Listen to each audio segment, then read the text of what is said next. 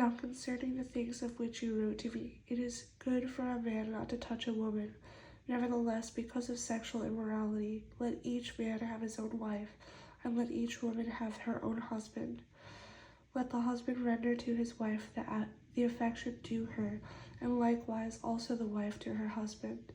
The wife does not have authority over her own body, but the husband does. And likewise the husband does not have authority over his own body, but the wife does. Do not deprive one another except with consent for a time, that you may give yourselves to fasting and prayer, and come together again, so that Satan does not tempt you because of your lack of self-control. But I say this as a concession, not as a commandment, for I wish that all men were even as I myself, but each one has his own gift from God, one in this manner and another in that. But I say to the unmarried and to the widows, it is good for them if they remain even as I am. But if they cannot exercise self-control, let them marry, for it is better to marry than to burn with passion. Now to the married I command, yet not I, but the Lord, a wife is not to depart from her husband. But even if she does depart, let her remain unmarried or be reconciled to her husband. And a husband is not to divorce his wife. But to the rest I, not the Lord, say, if any brother has a wife who does not believe, and she is willing to live with him, let him not divorce her. And a woman who has a husband who does not believe, if he is willing to live with her, let her not divorce him. For the unbelieving husband is sanctified by the wife, and the unbelieving wife is sanctified by the husband. Otherwise your children would be unclean, but now they are holy. But if the unbeliever departs, let him depart. A brother or a sister is not under bondage in such cases, but God has called us to peace. For how do you know, O wife, whether you will save your husband?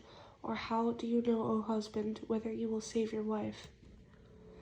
But as God is distributed to each one, as the Lord has called each one, so let him walk. And so I ordain in all the churches. Was anyone called while circumcised? Let him not become uncircumcised.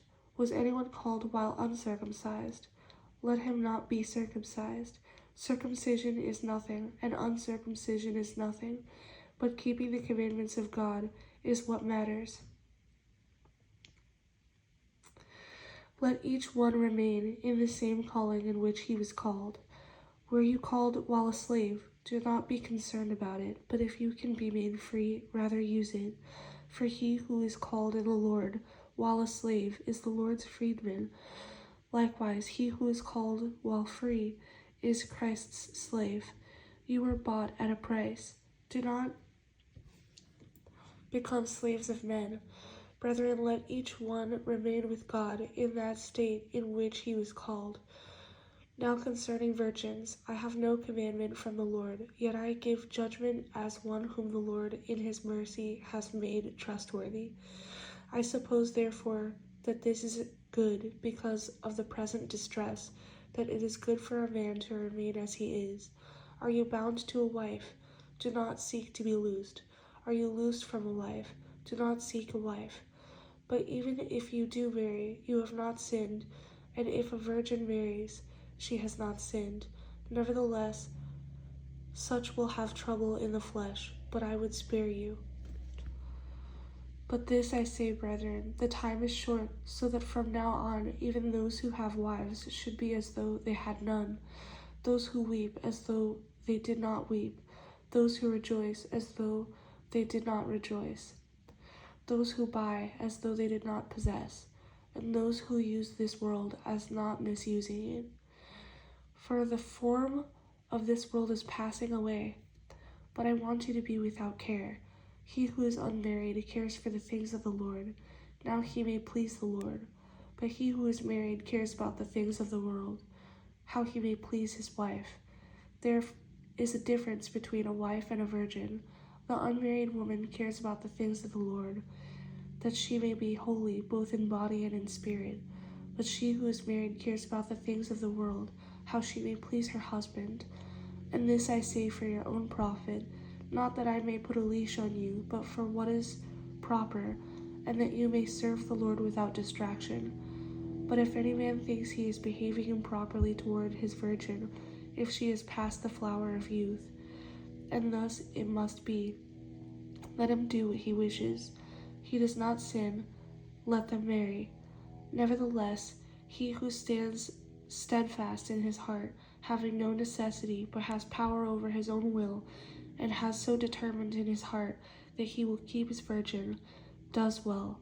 So then, he who gives her in marriage does well, but he who does not give her in marriage does better.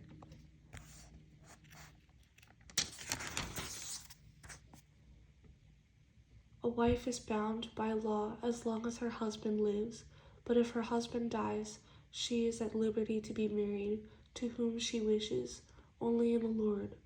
But she is happier if she remains as she is, according to my judgment, and I think I also have the Spirit of God.